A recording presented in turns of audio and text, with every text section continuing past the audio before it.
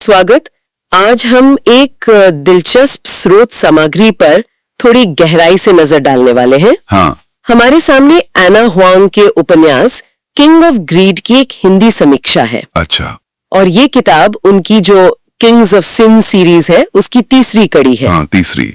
समीक्षा में बताया गया है कि ये रोमांस, ड्रामा और बिलियनियर फिक्शन की श्रेणी में आती है। मतलब वो कहानियां जहां किरदार बहुत अमीर होते हैं और उनकी लाइफस्टाइल कहानी का हिस्सा होती है। बिल्कुल। तो आज हमारा मकसद है इस समीक्षा के जरिए ये समझना कि भाई ये किताब क्या कहती है, इसके मुख्य पहलू क्या है और समीक्षक का नजरिया क्या है इस पर। बिल्कुल। और ये समीक्षा मतलब शुरू से ही एक बहुत ही कह सकते हैं बुनियादी और दिलचस्प टकराव पर ध्यान खींचती है। एक तरफ है वो बेहद ज्यादा महत्वाकांक्षा, सफलता की भूख, पैसा और ताकत। हाँ। और दूसरी तरफ है निजी रिश्ते, प्यार, वो इमोशनल कनेक्शन। सही। समीक्षा का जो सेंट्रल पॉइंट है वो यही लगता है कि कहानी कैसे दिखाती है कि जिसे हम लालच कहते हैं। लालच। हाँ। और यहाँ लालच सिर्फ पैसे का नहीं बल्कि वो सत्ता और कामयाबी का भी है। वो एक शादीशुदा जोड़े की जिंदगी पर क्या असर डालता है। अच्छा ठीक है, तो चलिए इसे थोड़ा खोलते हैं परत दर परत। समीक्षा के मुताबिक कहानी के केंद्र में दो लोग हैं। एक है डोमिनिक डेवनपोर्ट और दूसरी है इसाबेला, जिसे प्यार से बेला कहा जाता है। बेला। हाँ। डोमिनिक को ऐसे दिखाया गया है जैसे वो सफलता के शिखर पर है। मतलब बेहद अमीर, ताकतवर और उतना ही एम्बिशियस। बिल्कुल। समीक्षा इस बात पर जोर देती है कि उसकी दुनिया पूरी तरह से उसके बिजनेस एम्पायर और पावर के इर्द गिर्द घूमती है। हाँ। जिसमें प्यार और निजी रिश्तों के लिए बहुत कम जगह है, या शायद कहें कि प्राथमिकता ही नहीं है। हाँ, और उसी के सामने खड़ी है बेला, उसकी पत्नी। समीक्षा इस बात को हाईलाइट करती है कि बेला वो डोमिनिक से प्यार तो करती है, शादी भी की है उससे। हाँ। लेकिन उसे लगातार ये एहसास होता रहता है कि डोमिनिक की असली वफादारी, उसका असली कमिटमेंट उसके काम से है, उसके साम्राज्य से, पैसे से है। अच्छा। ना कि उससे या उनके रिश्ते से। समीक्षा के शब्दों में अगर कहें तो उनका रिश्ता जैसे प्यार की एक हल्की सी चिंगारी और दूसरी तरफ भावनात्मक दूरी। हाँ, एक तरह के ठंडेपन के बीच लगातार झूलता रहता है। ये सिर्फ नजरअंदाज किया जाना नहीं है बल्कि एक एक्टिव दूरी है जो डोमिनिक की प्राथमिकताओं से पैदा होती है। ये प्रेजेंटेशन काफी दिलचस्प है। मतलब जिस तरह से समीक्षक कहानी के मुख्य संघर्ष को सामने रखती है वो ध्यान देने लायक है।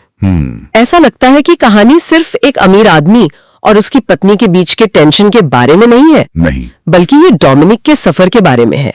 उसे ये समझने की जरूरत है कि असली राजा बनने का मतलब सिर्फ एक फाइनेंशियल एम्पायर खड़ा करना नहीं होता। सही बात। समीक्षा इशारा करती है कि सच्चा शासक या किंग बनने के लिए उसे अपने रिश्तों को, खासकर अपने प्यार को सहेजना, समझना और संभालना सीखना होगा। बिल्कुल। तो ये सीधे तौर पर उसके कैरेक्टर डेवलपमेंट की कहानी बन जाती है। और यहीं पर वो जो लालच शब्द का इस्तेमाल है समीक्षा में, वो और भी गहरा मतलब ले लेता है। हाँ, कैसे? जैसा हमने शुरू में कहा, ये ऊपरी तौर पर सिर्फ पैसे का लालच नहीं है। समीक्षा इसे सफलता, कंट्रोल और वो जो कभी ना खत्म होने वाली एम्बिशन है, उसके लालच के रूप में देखती है, जो मानवीय रिश्तों को निगल सकता है।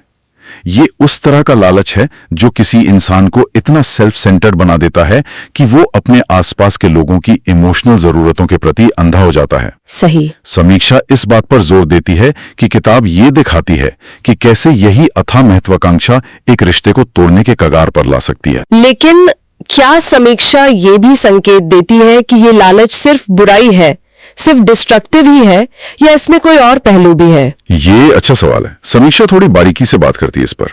वो ये तो दिखाती है कि ये लालच रिश्ते को लगभग खत्म कर देता है, लेकिन साथ ही ये भी इशारा करती है कि शायद यही संकट डोमिनिक के लिए एक कैटलिस्ट का काम करता है। अच्छा, उत्प्रेरक। हाँ, मतलब जब सब कुछ खोने का डर सामने आता है तभी शायद उसे अपनी प्रायोरिटीज पर दोबारा सोचने का मौका मिलता है। तो एक तरह से समीक्षा ये सुझाव देती है कि जिस लालच ने रिश्ते को तोड़ा वही शायद डोमिनिक के कैरेक्टर डेवलपमेंट और रिश्ते के संभावित जुड़ाव का कारण भी बन सकता है, अगर वो सही चुनाव करता है तो। ये उसके बदलाव की जो संभावना है उसको कहानी का मुख्य आकर्षण बनाता है। यहाँ बात वाकई दिलचस्प हो जाती है, क्योंकि अब हम समीक्षा के उन हिस्सों पर आते हैं जहाँ वो कहानी की खूबियों का जिक्र करती है। हाँ। पहली पॉजिटिव बात जो समीक्षा उजागर करती है वो ये है कि कहानी रिश्तों में पैदा होने वाली जो इमोशनल दूरी होती है, हाँ, दूरी, और प्यार की जो गहरी मानवीय जरूरत है उसको बहुत ईमानदारी और संवेदनशीलता से दिखाती है। समीक्षक का मानना है कि ये सिर्फ बाहरी ड्रामा नहीं है, बल्कि कैरेक्टर्स के अंदर के संघर्ष और भावनाओं की गहराई में उतरता है। बिल्कुल।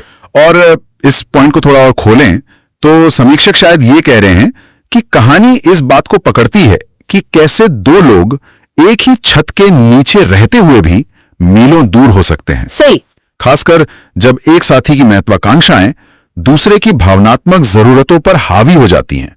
ये वो दिखावा बनाम असलियत का संघर्ष है जो कई रिश्तों में होता है, और समीक्षा के अनुसार कहानी इसे बखूबी पकड़ती है। अच्छा, और दूसरी पॉजिटिव बात जिसका जिक्र है वो है ड्रामा, इमोशंस और रोमांस के बीच का बैलेंस।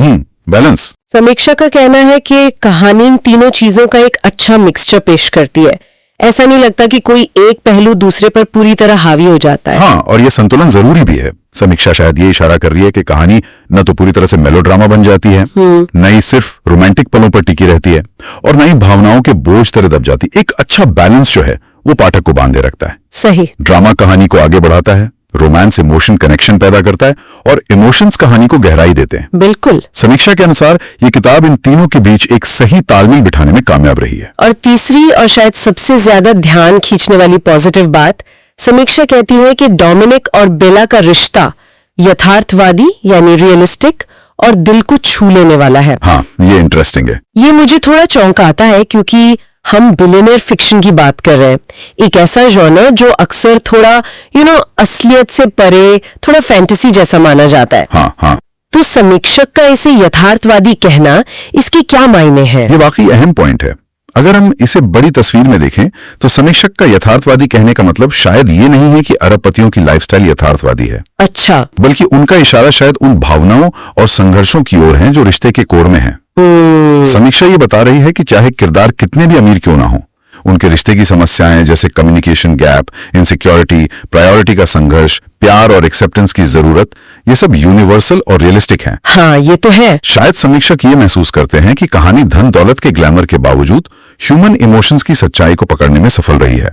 अच्छा। और इसीलिए ये दिल को छू लेने वाला भी है, क्योंकि पाठक उन भावनाओं से जुड़ पाते हैं, भले ही उनकी अपनी जिंदगी उस भव्य सेटिंग से बहुत अलग हो। ये समझ में आता है। तो यथार्थवाद बाहरी परिस्थितियों का नहीं, बल्कि अंदर की भावनात्मक सच्चाई का है। एग्जैक्टली। और शायद यही कारण है कि समीक्षक मानते हैं कि कहानी पाठकों के साथ एक गहरे लेवल पे जुड़ सकती है। पात्रों के संघर्ष, उनकी कमजोरियां और उनके प्यार की जो कॉम्प्लेक्सिटीज हैं, हाँ, वो उन्हें विश्वसनीय बनाती हैं, जिससे पाठक उनमें इन्वेस्टेड महसूस करते हैं। निश्चित रूप से। और जब हम ड्रामा, इमोशन और रोमांस के बैलेंस की बात करते हैं तो ये यथार्थवाद उस बैलेंस को और मजबूत करता है। क्योंकि असल जिंदगी के रिश्ते भी तो इन्हीं चीजों का मिक्सचर होते हैं। उनमें ड्रामा भी होता है, गहरी भावनाएं भी होती हैं, और रोमांटिक पल भी। सही बात है। अगर कहानी इन सब को विश्वसनीय तरीके से पेश करती है, जैसा कि समीक्षा दावा करती है, तो ये पाठक के लिए एक संतोषजनक अनुभव बन सकता है। लेकिन जैसा कि अक्सर होता है, समीक्षा सिर्फ तारीफें ही नहीं करती, कुछ कमजोरियों का भी जिक्र है। हाँ, वो भी है। पहली कमजोरी जो बताई गई है वो है कहानी की गति, पेसिंग। समीक्षा कहती है कि कहानी कभी-कभी थोड़ी धीमी लग सकती है। Slow pace. इसका क्या मतलब हो सकता है?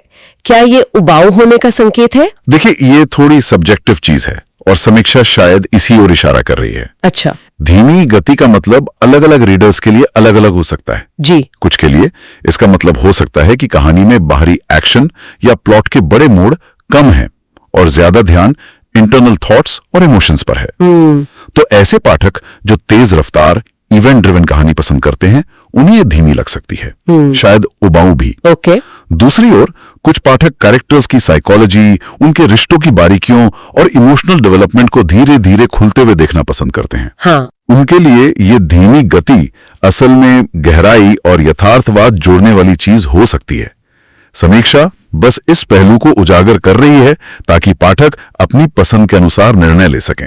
और दूसरी कमजोरी जो समीक्षा में उठाई गई है वो सीधे मेल कैरेक्टर डोमिनिक से जुड़ी है। हाँ, डोमिनिक। समीक्षा का कहना है कि शुरुआत में डोमिनिक का किरदार थोड़ा ठंडा और कठोर है, ये पाठकों के लिए एक चुनौती हो सकती है ना? बिल्कुल। एक मुख्य पात्र, खासकर रोमांस नॉवल में, जिससे पाठक शुरुआत से ही न जुड़ पाए, ये एक रिस्क हो सकता है। हाँ। ठंडा और कठोर का मतलब हो सकता है कि वो अपनी भावनाएं व्यक्त नहीं करता, उसमें सिंपैथी की कमी दिखती है, या शायद थोड़ा एरोगेंट या रूथलेस भी लगता है। समीक्षक शायद ये चेतावनी दे रहे हैं कि पाठकों को डोमिनिक को पसंद करने या समझने में थोड़ा वक्त लग सकता है। सही। कुछ पाठक ऐसे अल्फा या थोड़े एंटी हीरो टाइप किरदारों को पसंद करते हैं जिनकी रिडेम्पशन स्टोरी हो, जबकि कुछ पाठक शुरुआत से ही ज्यादा वार्म और सिंपैथेटिक हीरो पसंद करते हैं। तो ये एक दिलचस्प सवाल खड़ा करता है, क्या समीक्षा इन कमजोरियों को कहानी के लिए मतलब फेटल मानती है या उन्हें किसी बड़े उद्देश्य का हिस्सा मानती है? जैसे क्या डोमिनिक का शुरुआती ठंडापन उसके बाद के बदलाव को ज्यादा असरदार बनाने के लिए जरूरी है? समीक्षा सीधे तौर पर यह फैसला नहीं सुनाती, लेकिन वो इन पॉइंट्स को इस तरह रखती है जिससे लगता है कि ये पाठक की पर्सनल टॉलरेंस और पसंद पर निर्भर करेगा। अच्छा। धीमी गति के बारे में समीक्षा ये नहीं कहती कि ये गैर जरूरी है, बल्कि ये कि ये लग सकती है। इसी तरह डोमिनिक के ठंडेपन के बारे में समीक्षा का लहजा ऐसा है कि ये कैरेक्टर की शुरुआती विशेषता है, शायद उसके आखिरी बदलाव के कॉन्ट्रास्ट में सेट करने के लिए। हाँ, ये हो सकता है। ये मुमकिन है कि समीक्षक ये मानते हों कि डोमिनिक का शुरुआती बर्ताव उसके कैरेक्टर आर्क के लिए जरूरी है। अगर वो शुरू से ही प्यारा होता तो उसके लालच से प्यार तक के सफर का उतना असर नहीं पड़ता। सही। लेकिन साथ ही समीक्षा ये भी मानती है कि ये शुरुआती फेज कुछ पाठकों को दूर कर सकता है। ये एक तरह का बैलेंस है जिसे कहानी साधने की कोशिश करती है और समीक्षा पाठक को इस बारे में इन्फॉर्म कर रही हैं। तो कुल मिलाकर इन सभी पॉजिटिव और नेगेटिव पॉइंट्स को ध्यान में रखते हुए समीक्षा का फाइनल निष्कर्ष क्या है? ये किताब किसके लिए है? समीक्षा का निष्कर्ष काफी साफ है। वो कहती है कि अगर किसी पाठक को रोमांटिक ड्रामा पसंद है, हाँ। खासकर ऐसी कहानियां जो कॉम्प्लेक्स रिश्तों, इमोशनल डेप्थ और कैरेक्टर्स के इंटरनल स्ट्रगल पर फोकस करती हैं, तो किंग ऑफ ग्रीड उनके लिए एक अच्छी चॉइस हो सकती है। ओके। ये उन लोगों के लिए रेकमेंडेड है जो एक ऐसी कहानी में इन्वेस्ट करने को तैयार हैं जहां रिश्ते की उलझने और कैरेक्टर का डेवलपमेंट मेन अट्रैक्शन है, भले ही पेस थोड़ी धीमी हो या हीरो शुरुआत में थोड़ा मुश्किल लगे। और क्या समीक्षा कहानी से निकलने वाले किसी बड़े संदेश या थीम पर भी जोर देती है? हाँ, समीक्षा एक सेंट्रल मैसेज को रेखांकित करती है जो कहानी से उभरता हुआ लगता है। क्या है वो? वो संदेश ये है कि असली खुशी और संतुष्टि सिर्फ बाहरी अचीवमेंट्स, सक्सेस और पैसे में नहीं मिल सकती। सच्ची खुशी का स्रोत प्यार, परिवार और उन रिश्तों को महत्व देने में है जो जिंदगी को मतलब देते हैं। सही। समीक्षा के अनुसार ये डोमिनिक के सफर का मुख्य सबक है। यह थीम अपने आप में नई नहीं है, लेकिन समीक्षा बताती है कि इसे एक मॉडर्न, हाई स्टेक बिलियनियर दुनिया के संदर्भ में प्रभावी ढंग से प्रस्तुत किया गया है। और इन सब बातों का निचोड़ क्या है रेटिंग के रूप में? समीक्षा ने क्या रेटिंग दी है? अंत में इन सभी पहलुओं, कहानी, कैरेक्टर, थीम, पॉजिटिव और नेगेटिव पॉइंट्स पर विचार करने के बाद समीक्षा ने किताब को 5 में से 4 स्टार की रेटिंग दी है। 4 स्टार? ठीक है। हाँ, ये एक सॉलिड रेटिंग है जो दिखाती है कि कुछ कमियों के बावजूद समीक्षक ने कुल मिलाकर किताब को काफी पसंद किया और उसे पढ़ने लायक माना।